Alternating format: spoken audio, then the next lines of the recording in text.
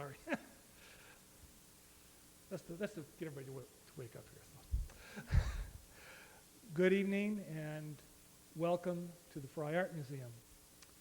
Tonight it is my pleasure to introduce to you Dr. Deborah Schultz. Dr. Schultz is a research fellow at the Center for German Jewish Studies at the University of Sussex in Brighton, England. She holds a degree in art from Gray's School of Art in Aberdeen, Scotland. She also has conducted postgraduate work at the Academy of Fine Arts in Krakow, Poland, and completed her doctorate in the history of art at Oxford. At the center, she is responsible for cataloging and research work on the Arnold Dagani collection, and I don't know that I pronounced that correctly. She has organized several exhibitions, including Visual Witness, Arnold Dagani, and Playback, commemorative works by Mr. Dagani. As a result of also as part of an international conference, she helped to organize Remembering the Future 2000. She also helped organize Imaging the Incomprehensible Artistic Responses to the Holocaust as a research colloquium. She has published a great number of articles and is a regular contributor to the periodical Art Monthly. Her most recent conference paper, Displacement in Identity, Arnold Dagani in Social Realist Romania, was delivered at the Massachusetts Institute of Technology earlier this month, in fact, directly before her coming to Seattle. Please join me in welcoming Deborah Schultz.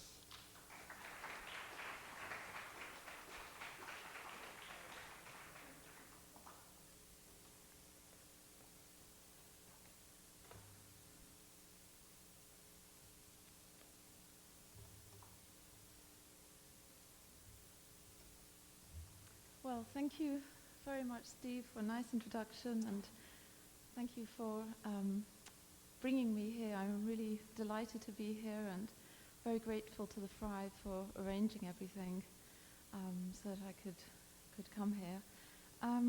What I'm going to do this evening is talk to you about how art can be used in education on the Holocaust. And we're going to look at work by 3 different artists. Mostly we're going to start with, we're going to look at the work of A.K.Segan, some of which is on display in the Education Gallery just around the corner.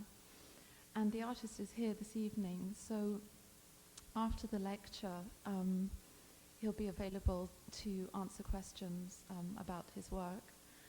And I'm also going to speak a little bit about the work of CharlotteSalomon and also about Arnold Dagani, which is, as Stephen said, one of my research projects at the moment. Maybe you're wondering why I'm here and how I got here.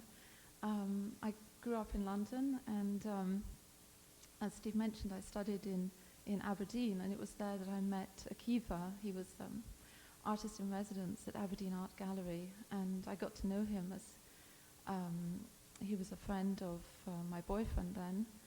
And I was thinking about this now. This was back in 1987, and preparing for the talk, I was thinking about that time, and I remembered particularly that we used to call Akiva Gramps, or something like Grandpa, and it did seem a bit odd at the time, but thinking back now, I realize that he was only 37, and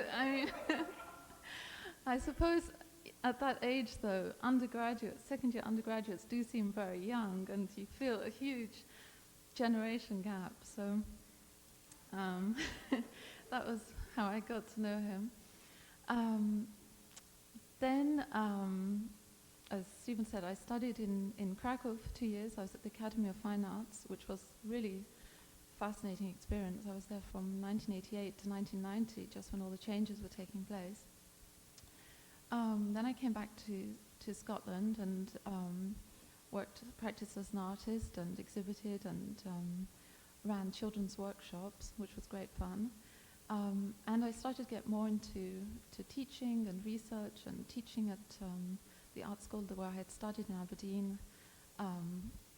And that led me into more research work and into the doctorate that I did on a completely different topic, on a Belgian artist called Marcel Brothers, who was working in the 1960s and 70s associated with pop art and conceptual art. That took me to Oxford, and now I'm living back in London and teaching in an art school in London, and writing exhibition reviews and working at Sussex University. So I've been moving around a bit.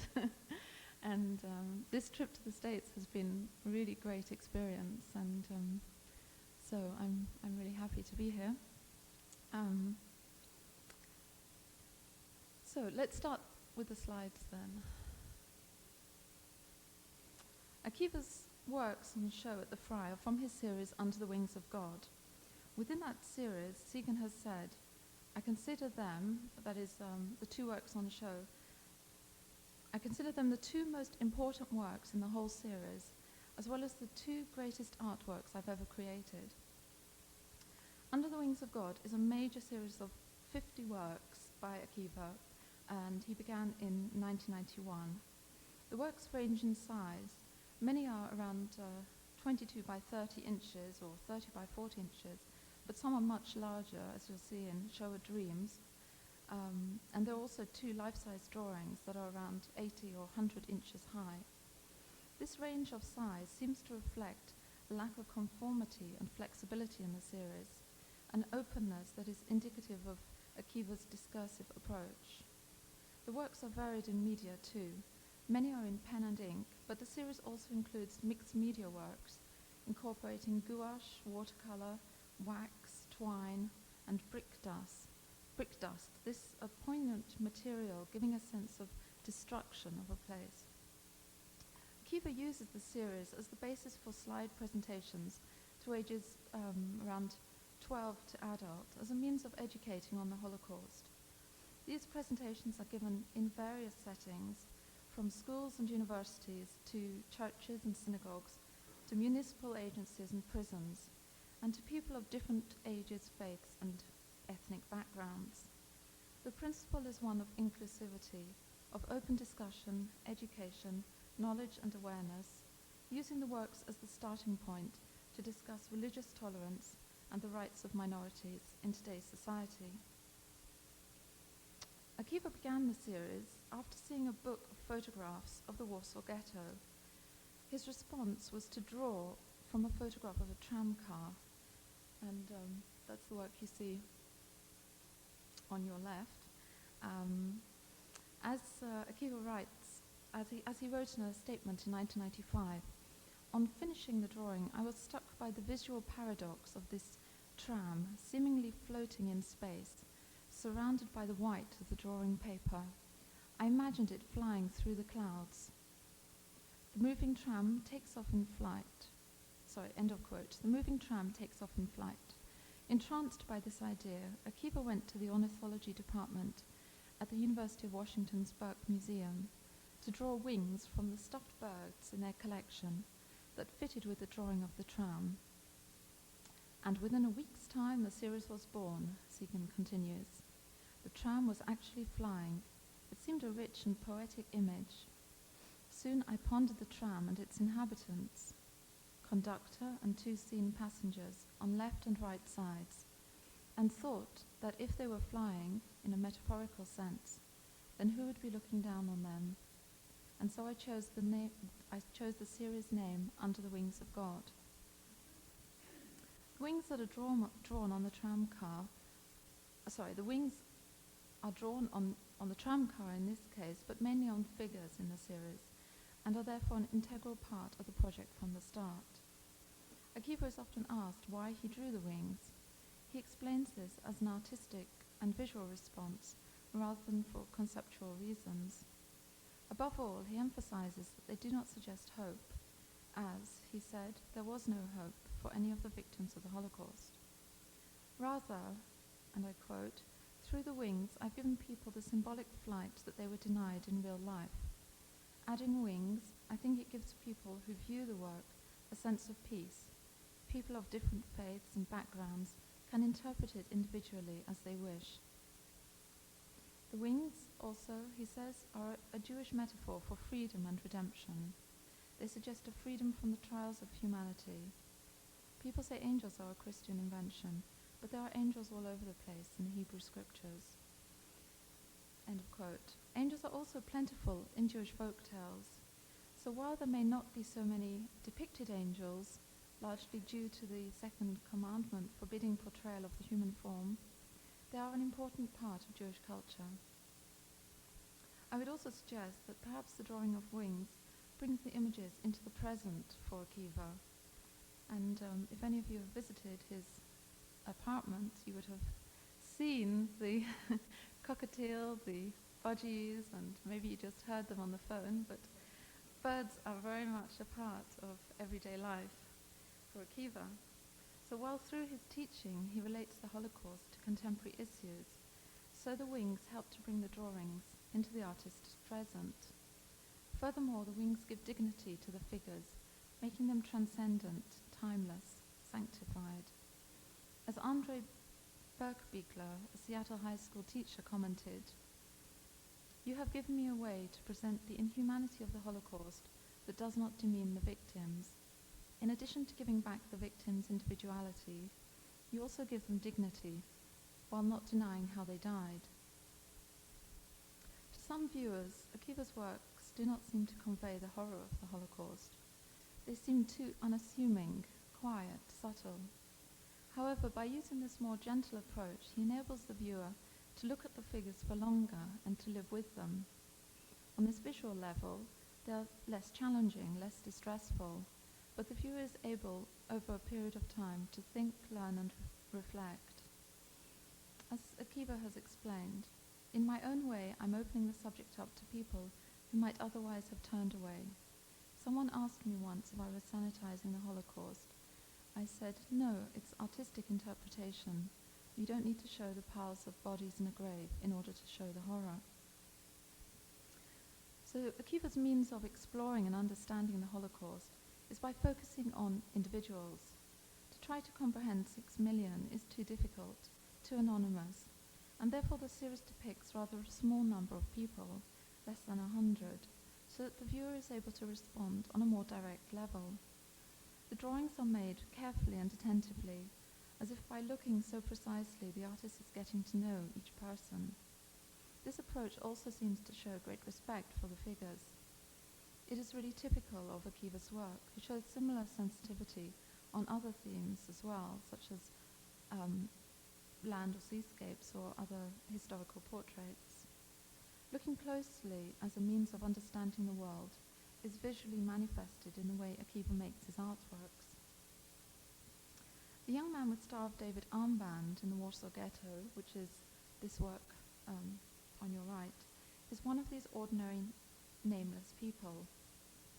Around 1997, Akiva found a book in the Seattle Public Library, which was published in Warsaw in 1959, showing photographs of wooden synagogues in Poland, Lithuania, and the Ukraine. These photographs have been taken in the 1920s and 30s by Polish architectural historians. Akiva was struck by the beauty of the architecture.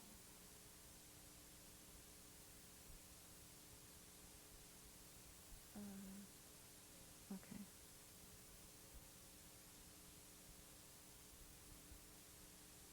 So that's from that book.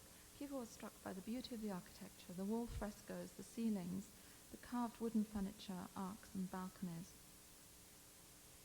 However, all was burnt and destroyed during the war, and no longer existing became forgotten by history too. Standard art and architectural history is dominated by churches and Christian imagery, while other cultures and geographical regions are very often neglected. The detailed color and black and white areas on the young man's torso refer to these frescoes and carvings, and in a sense thereby bring them back into existence. The mosaic around the edge of the figure also refers to those walls in a very material way. This mosaic is made from broken glass and ceramic tile, as well as rock shells found on beaches during Akiva's travels in Yugoslavia, Spain, and in England along the Suffolk coast. There's also compressed rock made from hundreds of tiny seashells from an Atlantic beach in Florida. The shoe insert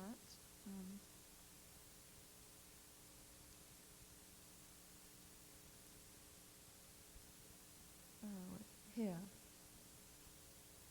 this shoe, shaped like a lining for a shoe, was taken from a photograph in a book on the last Jews of Eastern Europe, with a caption reading, "Pomash Hungary, a parchment from the Torah, which had been cut up by a Nazi to wear in his shoe." So it's very much a collage work, bringing together different imagery and materials. Using the photographs as starting points, the drawings transmute a very real sense of the existence of these anonymous individuals. I'm just going to run through a few more works from this very large series.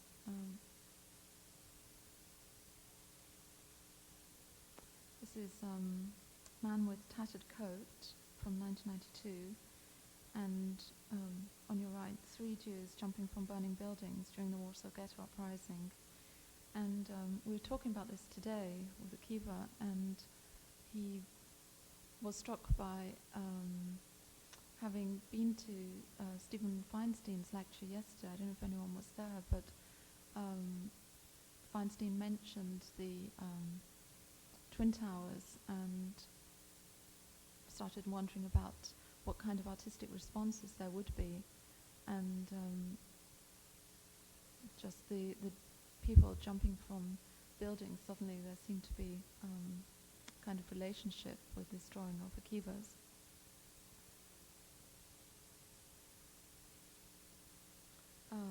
Here you can see on your left 2 fighters after capture during the Warsaw Ghetto Uprising, the Hatikva drawing, and this large triptych, Man with Talus.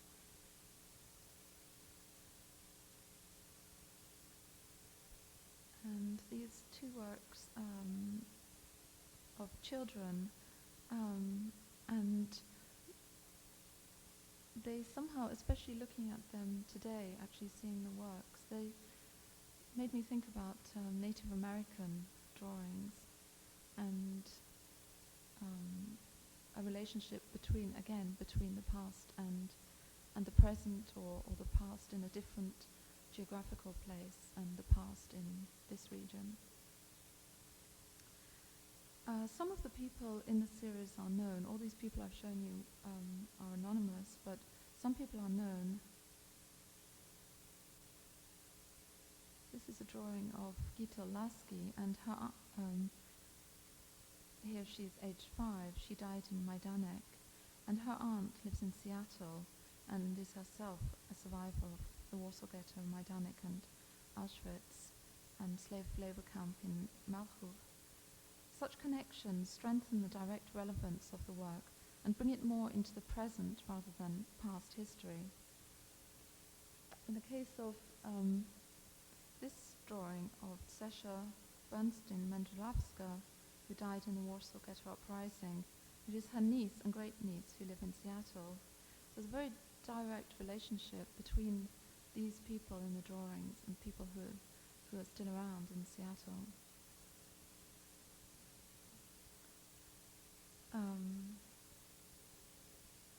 This drawing is of Dodi Fayeg, and it's titled Everyone's Sadi, depicts Elie Wiesel's maternal grandfather.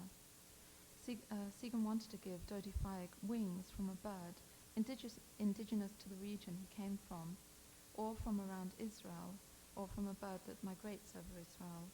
The wings depicted are from a bee-eater from Kazakhstan that when migrating south to Africa flies over Israel. Akiva explained, "So I like to think that Dodi Fayeg, whom Elie Wiesel adored when he was a boy, got his wings, metaphorically at least, and the famous saying, 'Next year in Jerusalem,' is fulfilled in an artistic way for the educational purposes of the series." So as I said, some of the people are anonymous, some are known sort of by association, like Elie Wiesel's grandfather. There are also some better known people. Here on your right is Mordechai Anielewicz, leader of the Warsaw Ghetto Uprising, and he died in the uprising. Drawings are also planned of Janusz Korczak. You may remember the film by Andrzej Wajda of Korczak, who was an orphanage director who accompanied his children to the gas chambers in Auschwitz. The open, flexible format of the series means that all the people, whether known or anonymous, are somehow drawn equally. The work celebrates the lives of these individuals and marks their deaths. They keep their spirit and memory alive in a form of remembrance. As the survivors die out, works such as these will tangibly remain. And this drawing shows Greenspan, who was the Polish man who shot German diplomat in Paris, which led to the Kristallnacht. And this is the last, most recent completed work by Akiva. And it's quite interesting to look back through the series and to see how the series has sort of changed during this 10-year period to this more recent work with more complex, more symbolic imagery.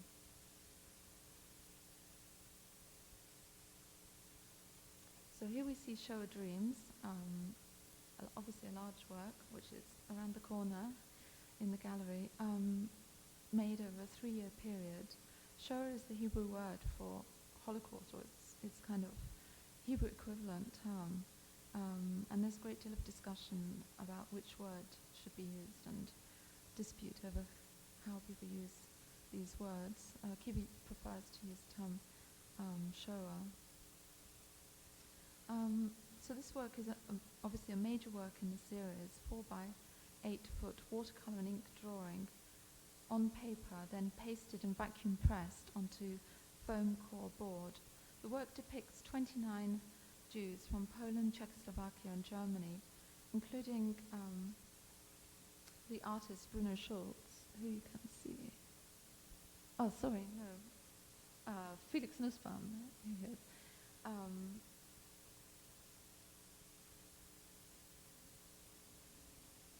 Based on this self-portrait. Bruno Schultz also depicted, as is Alan Lederman from Ostrovich, whose family are depicted in other works, and Zlata Barszewski from Tykocin near Białystok, who's Akiva's great-grandmother. Drawing also depicts the synagogue in Lesko in southeastern Poland and the interior of the Tłomaczy synagogue in Warsaw.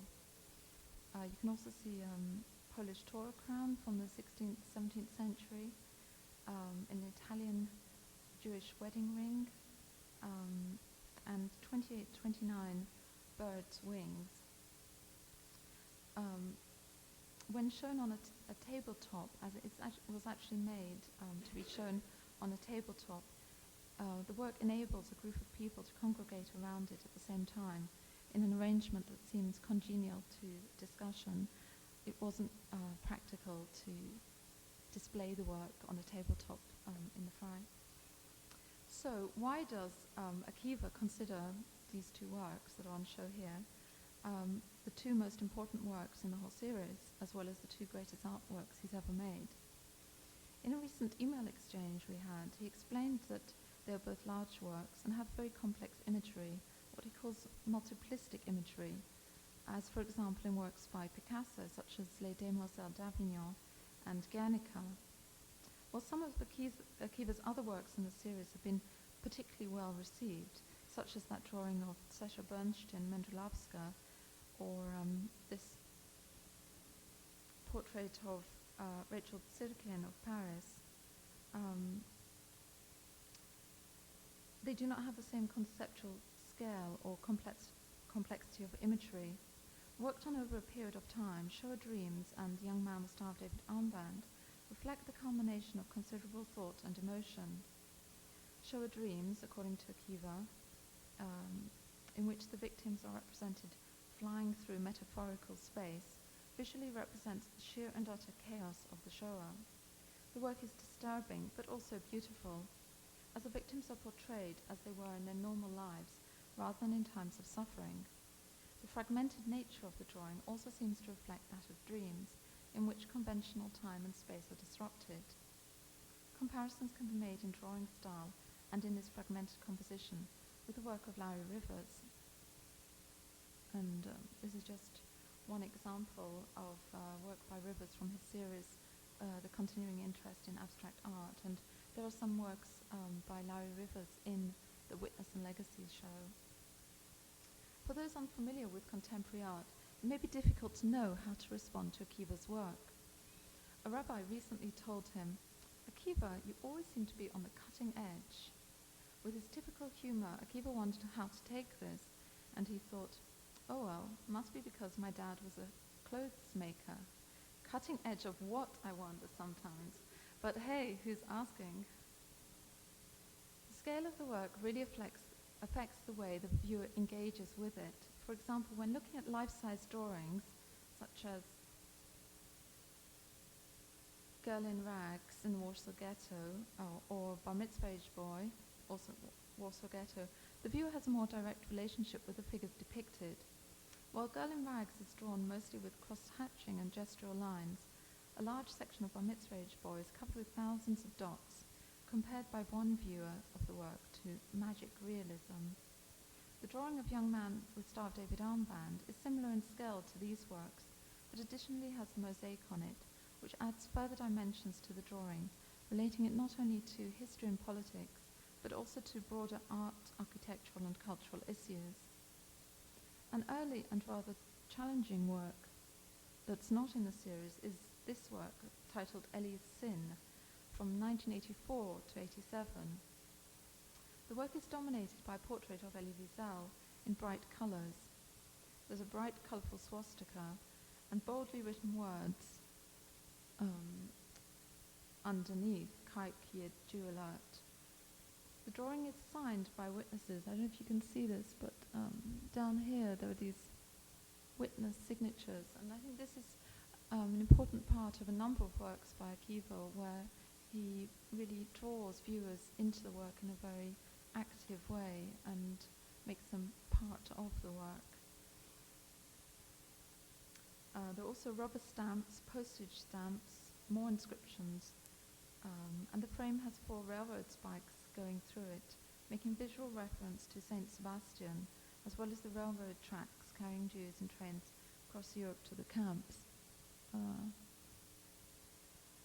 can see this.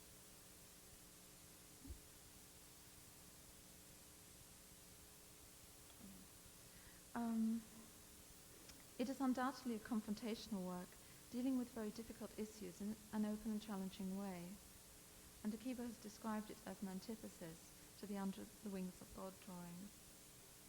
Eli's Sin was purchased by the University Congregation Church in Seattle, which wanted to tackle issues relating to racism, tolerance, and interfaith relations.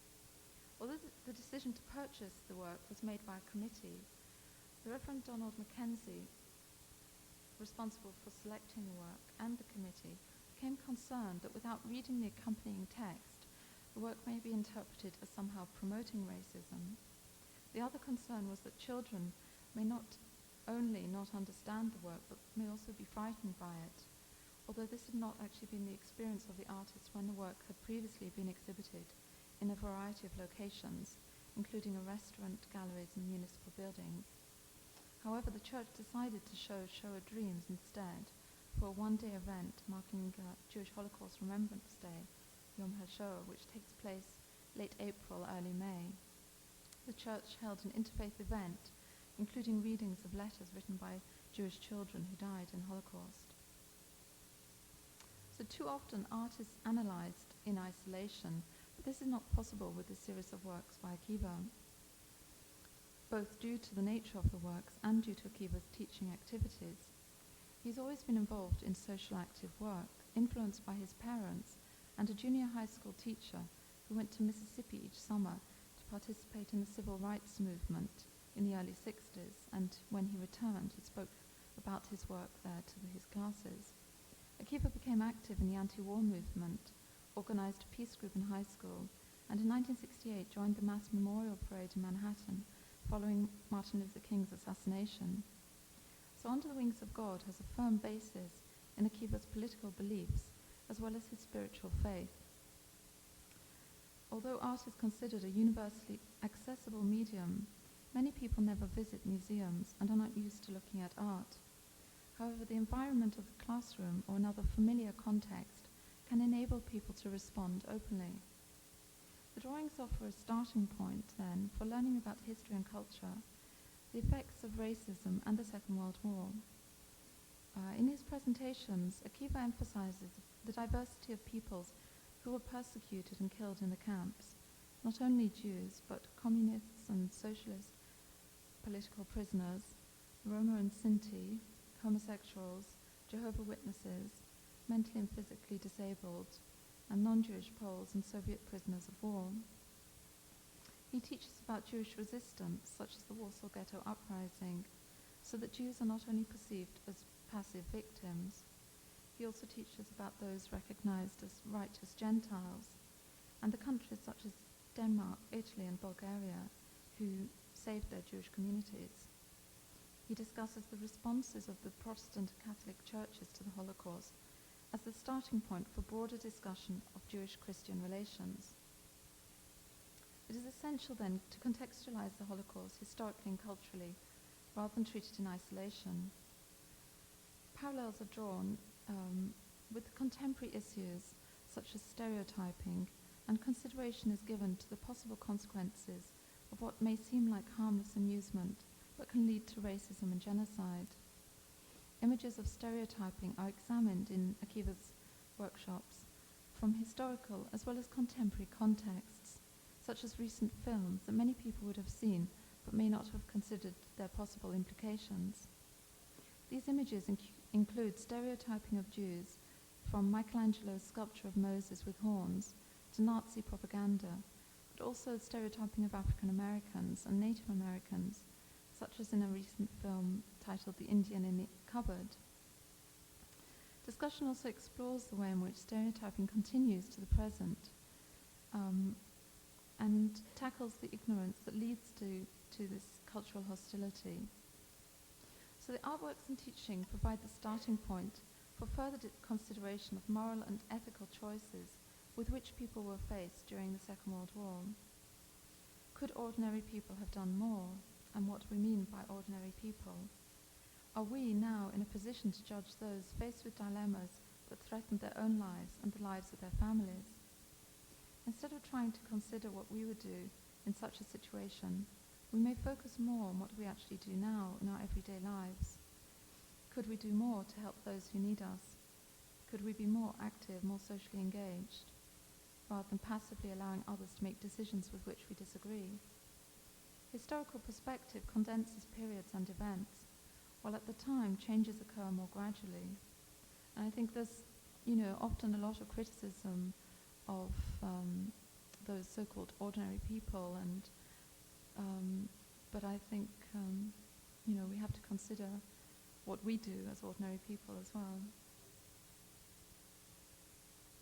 So in his presentations, Akiva also often shows the work of Israel Birnbaum, a Warsaw Ghetto survivor who emigrated to New York and died in 1992. Birnbaum illustrated a children's book called My Brother's Keeper, which shows the Jewish community in Warsaw. And just showing one painting as an example with all these street names.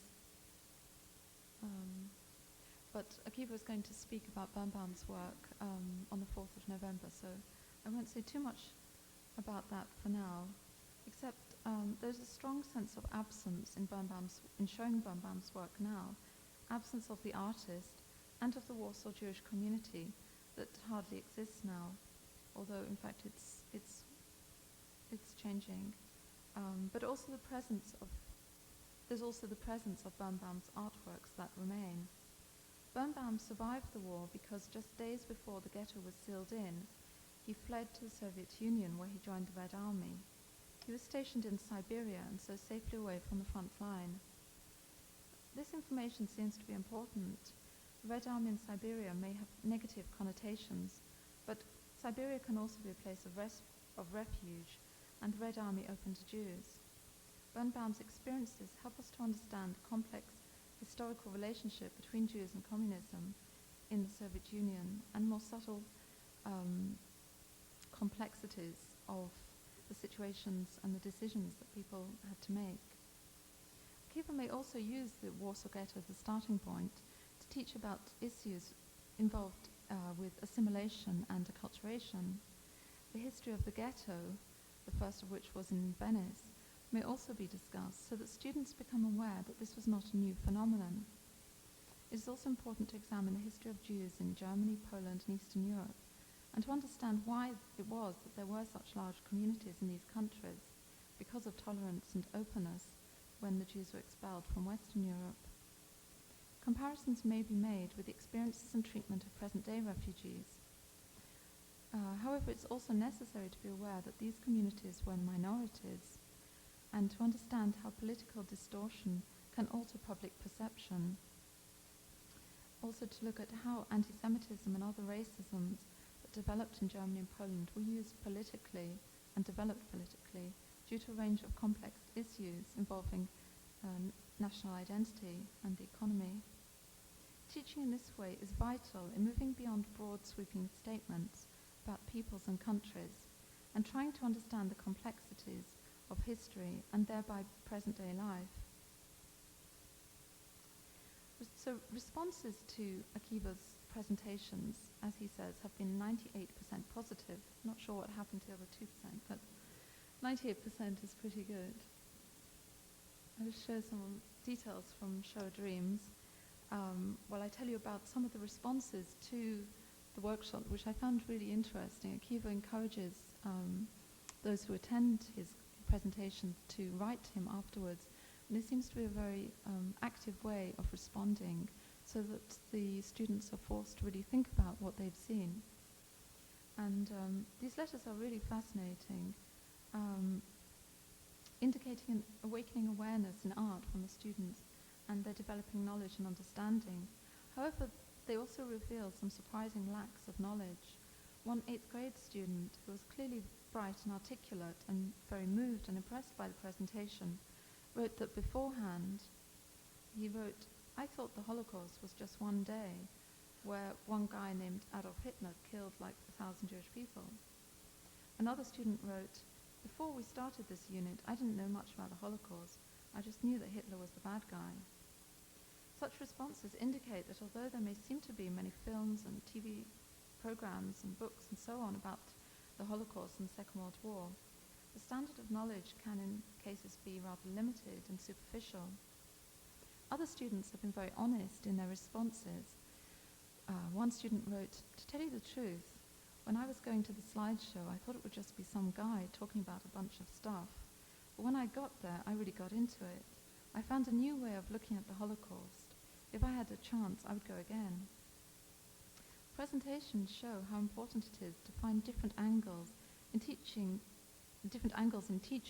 to keep what may seem to be an old subject alive. Broader responses are also equally revealing. One student concluded, "All I know is that if I should ever find myself discriminating against someone I don't know, I will be forever ashamed of myself." The student who admitted that she knew little about the Holocaust, further on in her essay, wrote about trying to understand hatred. She wrote, "We all hear that hate is very bad, but still we make fun of people because of their looks or clothes or skills. Why don't we stop hate and help those who are troubled by it? I tried as hard as I could to understand why hate is so strong in our societies, but I guess I'll never know the answer until I, myself, try to make it stop."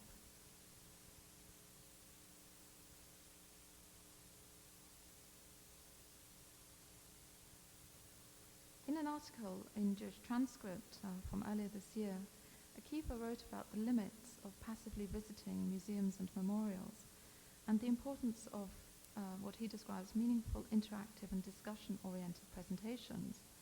He suggests movie screenings in classrooms and auditoriums can be followed by group discussions. Children and youth can do performances of performance readings of letters written by deported Jewish children. Students can write or perform in theatre, do music programs, create art like murals and mosaics for schools, houses of worship, involving youths of different backgrounds, faiths and races. So art activity is a very effective way of developing self-confidence in children and individual identity. Students may work in groups involving dialogue and cooperation with others. Art activities can reinforce what students have been taught in other classes, thereby offering a dimension for interpretation and greater understanding. By participating in a creative process, students' visual ability expands, and they are better able to engage with the work of others.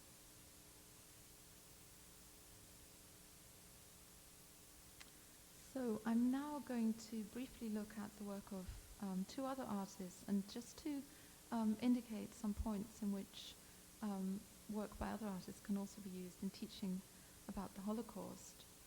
And both of these artists had direct experience. This is the work of ScharlotteSalomon, who grew up in Berlin in a highly acculturated German-Jewish family. She made a series of around 1,300 gouache drawings and inscriptions titled Life or Theatre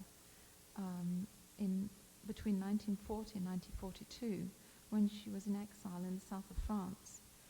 And it's a really fascinating series of works, and there's a lot of research on her work at the moment. Maybe some people saw the exhibition that was touring the States recently. This series gives an insight into ScharlotteSalomon's thinking and experiences and enables the viewer to learn about her life story. She was only 26 and pregnant when sent to Auschwitz, and although not as young as Anna Frank, students may relate to her as an individual, and due to the vivid way in which she tells her story, which, although not strictly autobiographical, was based upon her own experience, and in fact the way in which it's not autobiographical really extends the series of works into huge artistic and musical and literary dimensions, which I won't go into now, just to say that I'm showing images, but in fact she used language in a way that she wrote on semi-transparent paper, which she layered over the images. Unfortunately, I don't have any slides of any of those works, but word and image are very much connected in her work, and neither one is more important than the other, and also music is a third dimension, which is also absolutely vital to the work. But just to point out a few ways in which her work can be used as a starting point for teaching, and just to say that the works that we show here, for example, the one on your left, shows her mother's suicide. There was a long history of suicide in SharlotteSalomon's family. And in this work, I think you can see also this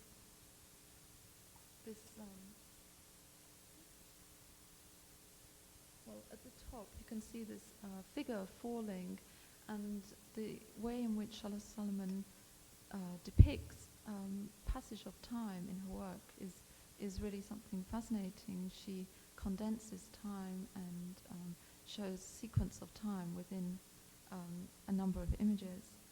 So Salomon's work can be used to teach about autobiography and the author's interpretation and selectivity in their own story.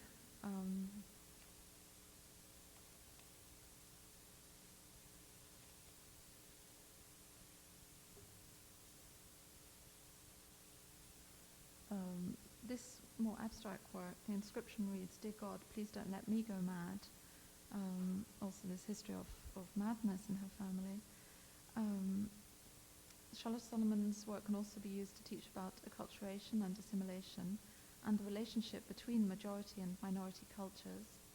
Also about German Jewish culture and identity in the early 20th century, examining particular details that are depicted in Salomon's story, such as that, and this was a point that Stephen Feinstein mentioned yesterday, there's one drawing of a Christmas tree. The family celebrated Christmas, and the way in which this our family had a very strong German-Jewish identity, very assimilated, but also with a very strong Jewish identity.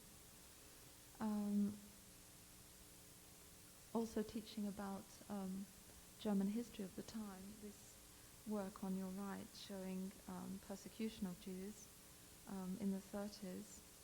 CharlotteSalomon was admitted to art school in 1935, and in fact a few Jewish students were admitted whose fathers had fought for Germany in the First World War. Of course, there was a large number of Jewish soldiers fighting for Germany and Austria in the First World War. And the art school that CharlotteSalomon attended was generally sympathetic, but by 1938 she was forced to leave. And so that aspect of her work can also lead to discussion on the Nazis' notion of degenerate or entartete Kunst, degenerate art, and the way in which they promoted specific kind of imagery. And also the fact that CharlotteSalomon was a woman and her specifically female experience.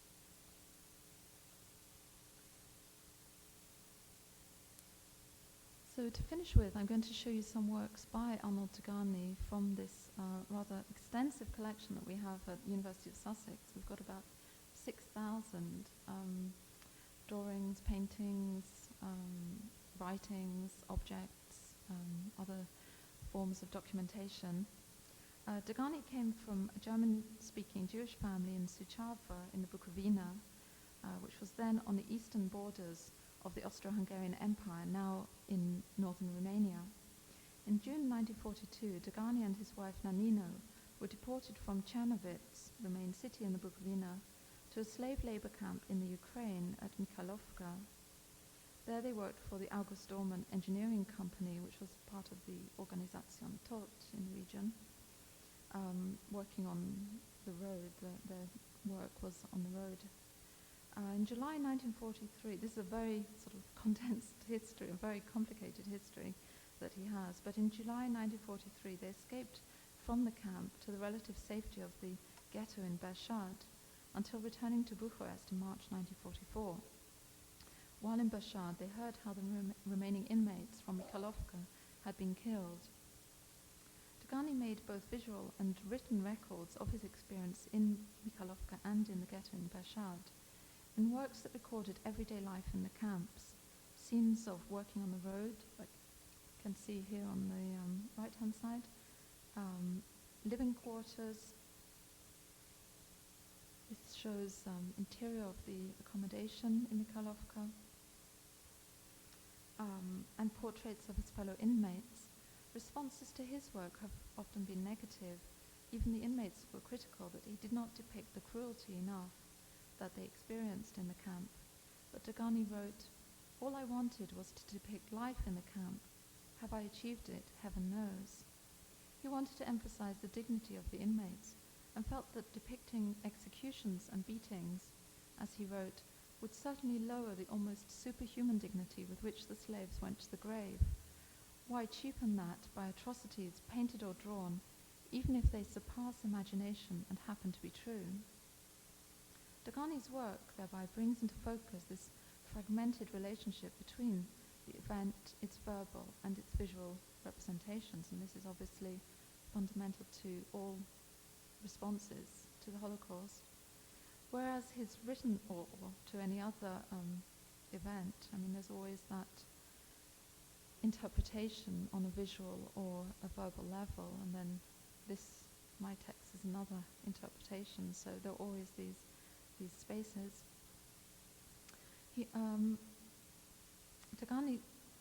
Whereas Dagani's written accounts record many acts of brutality by the guards, he consciously and carefully selected both the subject matter and form of the images he would represent.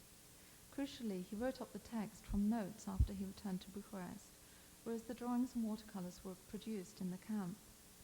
As Ziva Amishai Maisel has indicated, and she's done a lot of work on Holocaust art, inmates tended to make rather objective recordings due to a necessary repression, for allowing their feelings to be fully expressed while in the camp would have made their traumatic experiences more difficult to survive psychologically. In portraying the inmates as ordinary and dignified people rather than as victims, Dagani affirms their existence as human beings. By doing so, he is able to give a more comprehensive picture of the interactions between individuals within these very particular circumstances. Dagani was also interested in the engineers for whom they worked, as well as the SS and SA officers running the camp. His treatment of them too as individuals indicates his strength of character and attempt to understand from another's point of view. And in the 60s and 70s, Dagani was involved with a rather lengthy court investigation that his diary had instigated, a court investigation based in Lübeck, to which a number of the SS officers from Michalovka were put on trial and made statements about what happened when the other inmates were killed. But through these, unfortunately, those investigations were inconclusive. Through the investigations, Dagani would come into contact again with two of those engineers and a secretary from the camp, and they would visit each other and correspond with them until they died. And this part of Dagani's documentation is really fascinating because he's very open in his feelings of desire to see these people and to speak to them, but also kind of fear and feeling unsettled and all kinds of different emotions that he expresses very openly. So just to point to a few aspects of Dagani's work that could be drawn out in teaching: the diary format of autobiography, a format attempting to be objective and valuable as historical document. Also this relationship between the event and its verbal and visual representations. Dagani's openness and his courage in engaging with the engineers as a basis for teaching about tolerance and dialogue. Also difficulties of what's described as survivor guilt.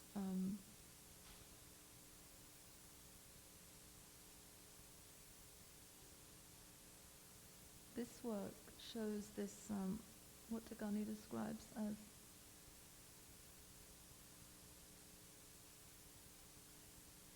I think the bulb's gone. He describes this writing as hermetic language, and I don't know if you can read the inscription underneath, but he had this feeling that the murdered inmates were trying to communicate with him, but there was this breakdown in communication because he couldn't actually understand what they were saying, so it was hermetic.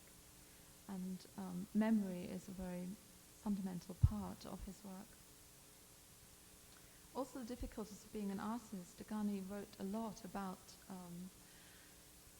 his concerns about being recognized and lack of recognition, and he emigrated to Israel with his wife in 1958 and then lived in the south of France in the 60s, Switzerland in the 70s, and finally was allowed to come to Britain in the late 70s. And he's often rather bitter and ironic. He can be quite witty as well, and really writes a lot about the difficulties that he experienced as an artist that are so common to other artists, about recognition, about gallery dealers telling him that they like his work but they can't show it because he's not well known, and this kind of vicious circle. So, to conclude, and a couple more details from Show Dreams, Monica Bohm-Duchesne has pointed out, I quote, "The defiant assertion, never again, so often trotted out when the Holocaust is mentioned, is undoubtedly an admirable motive for creating art on the subject, but is, alas, no guarantee of powerful and thought-provoking art. Art does have power, not unfortunately to change the course of history, or even to stop the recurrence of genocide, but to cast new and sometimes unexpected light on a subject by moving the spectator emotionally, spiritually, and intellectually, and by promoting discussion and debate. The aim of all education is countering ignorance, and this is particularly vital to educate in areas where ignorance can be politically manipulated and can lead to hatred. I hope to have demonstrated the value of art teaching and art activities to education on the Holocaust, and more broadly in teaching about tolerance and understanding, and as a means of dealing with issues such as racism and prejudice in society today. In particular, art can provide a more direct way to relate to this not-so-distant past, can enable viewers to relate to people as individuals, to learn the names of so-called ordinary people, as too often it's only the persecutors whose names are known. Art can lead to a more nuanced understanding of the complexities of human existence.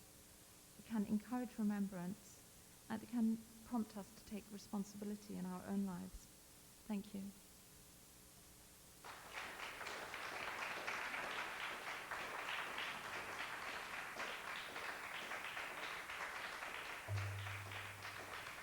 I just want to say that I've brought, this is kind of self-promotion, it's from the Centre for German Jewish Studies, where I'm working at the moment at Sussex, and if anyone's interested, I've brought a few newsletters and campaign documents which tell you more about the kind of projects that we're working on there. So I'm happy to take questions, and Akiva is here as well if you want to ask him a question now or afterwards. Just go around the corner and speak to him maybe in front of the work. I can see one hand. Yes.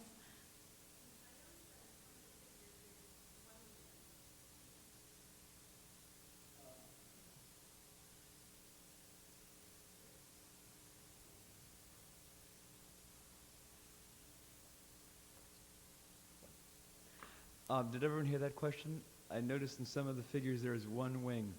Well, give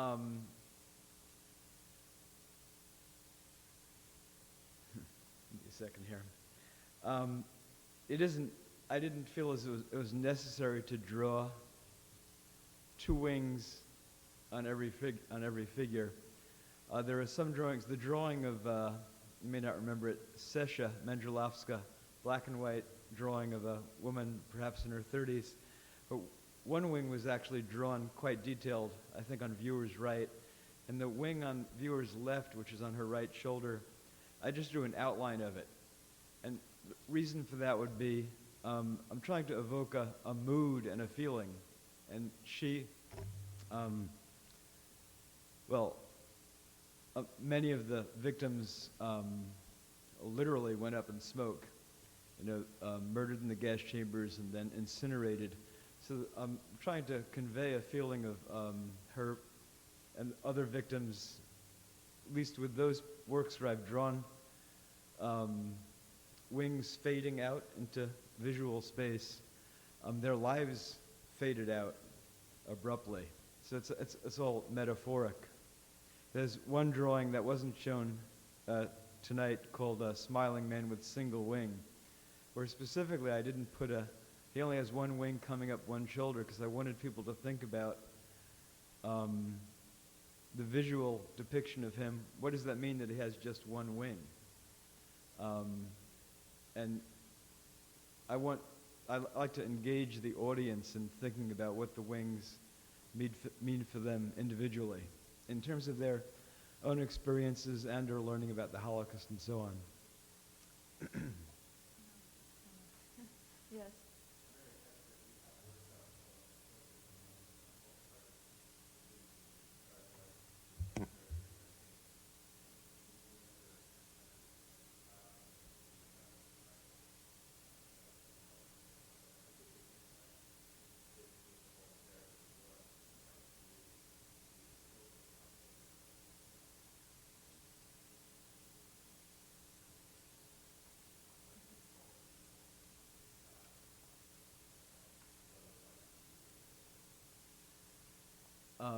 Not sure if I...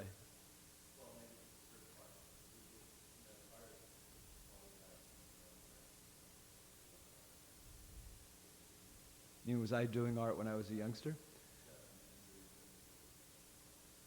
No, I think I hardly even knew about the Holocaust when I was growing up, even though I grew up in New York and I'm Jewish. Nobody talked about the Holocaust back in the 50s and 60s. It was, it just was a fairly under the table piece of history. I mean, there was some. I went to Hebrew school and Sunday school, and I knew about it, and I knew that I must have known that millions of Jews were killed, but there was no formal learning on it, at least when I was growing up. I think Anne Frank may have been it in its entirety, and Elie Wiesel in New York out campaigning. He was like a lone beacon, at least through the 60s and into the 70s.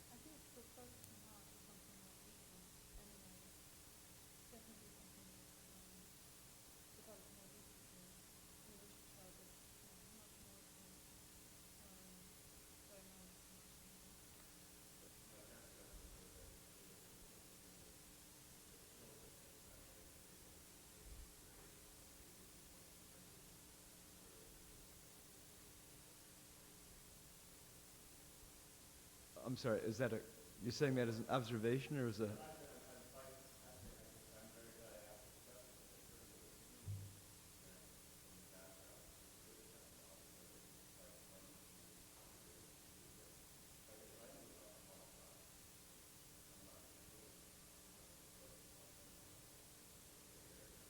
How old are you? And how old were you when you first became familiar? Mm-hmm. Uh-huh. Uh-huh. Mm-hmm. Mm-hmm. I remember a sea change myself and public consciousness in this country first happening, I think it was in it was either 77 or 78, when they did this, it was like a 3-night miniseries on TV called, it was Holocaust or something like that. And that was the first time where millions of people talked about it, and it was addressed in the media a great deal. Before then, I really thought it was really, like as I said previously, not something that was addressed historically or educationally, except probably in very limited circles. More questions? Why don't we go outside so the people will be around. Like when you go out here, just to the right, towards the right. And I'll be glad to answer any questions at the 2 artworks, The Show of Dreams and The Young Man with Star of David armband. Thank you.